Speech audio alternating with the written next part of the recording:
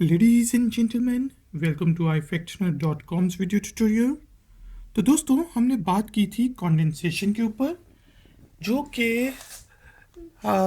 एक तरह की नमी होती है जो हमारे शीशों पे सर्दियों में जम जाती है जब बाहर का टेम्परेचर कम होता है और अंदर का टेम्परेचर ज़्यादा होता है।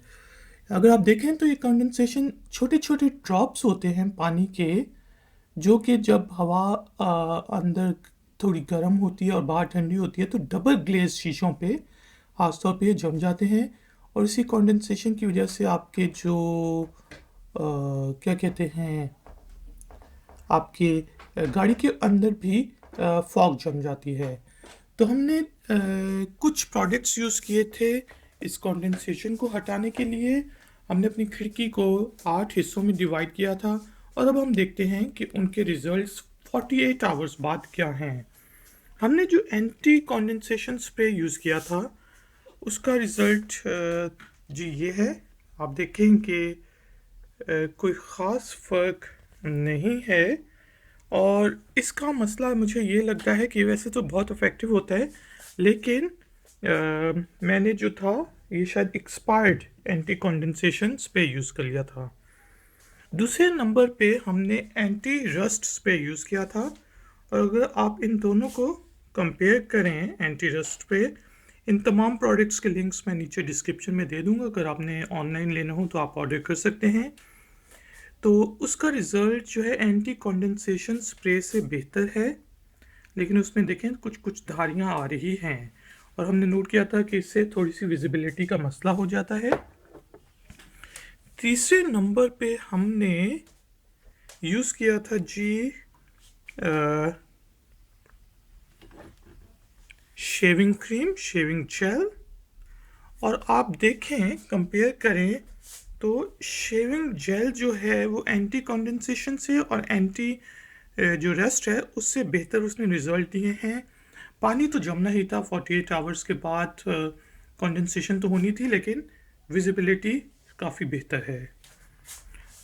चौथे नंबर पे हमने बेबी शैम्पू यूज़ किया था और उसका रिज़ल्ट भी कोई इतना इफ़ेक्टिव नहीं रहा, जबकि पहले दफ़ा जो हमारा शेविंग जेल था और बेबी शैम्पू था उसमें टाई पड़ चुका था। फिर हमने जी लेमन यूज़ की थी। ये देखें, लेमन का रिज़ल्ट भी कोई ख़ास नहीं आया और कंडेंसेशन रही। उसके बाद हमने आलू यूज़ किया था। कहते हैं कि आलू अच्छा होता है, लेकिन आलू का रिज़ल्ट भी आप देखें तो इतना बेहतर नहीं रहा। और फिर हमने जो थी चाय की पत्ती ग्लास में डाल के जो बची हुई थी उसको यूज़ किया था और चाय की पत्ती का रिज़ल्ट भी कोई ख़ास हमारे पास नहीं आया और कंडेंसेशन हो गई। आठवें नंबर पे हमने की थी ये वाइप, जिसमें थोड़ा सा अल्कोहल था और उसका रिज़ल्ट थोड़ा सा बेहतर है, लेकिन इतना बेहतर नहीं रहा। तो हमने देखा आफ्टर 48 आवर्स जो आपकी शेविंग क्रीम है उसने अफेक्टिव रोल प्ले किया है कंडेंसेशन के ख़िलाफ़। अब देखें, कंडेंसेशन रोकने के लिए तो हमें या तो खिड़की खोलनी पड़ेगी ताकि टेम्परेचर अंदर बाहर का सेम हो, और ये तो सिर्फ एक किस्म की शील्ड होती हैं जो कि रोकती हैं। तो कंडेंसेशन तो होनी थी क्योंकि मैंने खिड़कियां बंद की हुई थी, लेकिन जो जिलेट जो भी शेविंग जेल था उसने काफ़ी अच्छा प्रोडक्ट अफेक्ट हमें दिया।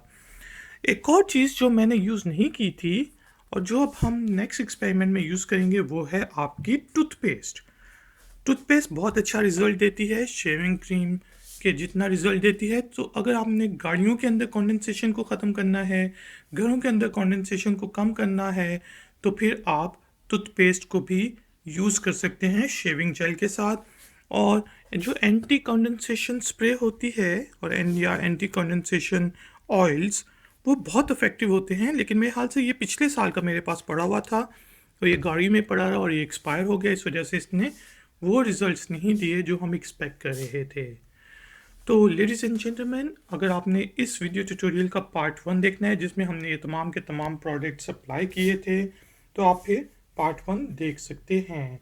इस वक्त जो मेरा हेल्पर है छोटू, वो इस वक्त हमारे शीशे साफ कर रहा है। Thank you very much. तो आ, आपके कोई भी क्वेश्चंस हो कंडेंसेशन से रिलेटेड तो आप मुझसे पूछ सकते हैं। और मैंने आपको बता चुका हूँ कि कंडेंसेशन की वजह से हमारे जो है मोल्ड जमना शुरू हो जाती है, और ये मोल्ड कई कई दफ़ा पॉइजनस भी होती है, तो इसलिए इस मोल्ड को भी हम साफ कर लेना चाहिए, और मैं अभी इसको करूँगा। ये जो कंडेंसेशन होती है इसके लिए आप वाइपर्स यूज़ कर सकते हैं। और मैंने ऑनलाइन एक अच्छा इंटरनेट के ऊपर वाइपर देखा है जो कि तमाम का तमाम, क्योंकि अगर तो अभी मैं इसको साफ़ करता हूँ वाइपर से या हाथ से तो ये नीचे ज़मीन पे गिर जाता है या फिर मेरे शेड पे गिर जाता है, तो वो वाइपर जज्ब कर लेता है। तो उसका लिंक भी मैं आपको नीचे डिस्क्रिप्शन में दे दूंगा। वो बेसिकली आप इस तरह फेरते हैं और वो तमाम के तमाम पानी को अपने अंदर जज्ब कर लेता है, और फिर आप जाके उसको बाथरूम में खाली कर सकते हैं। तो उम्मीद है ये ट्यूटोरियल आपको पसंद आया होगा। प्लीज़ लाइक, शेयर और सब्सक्राइब करना ना भूलिएगा। शेविंग जेल और टूथपेस्ट को यूज़ करें शीशों के ऊपर अगर आपने कंडेंसेशन को ख़त्म करनी है। मिलेंगे एक और नए ट्यूटोरियल में। Until then, take care, keep learning, keep enjoying.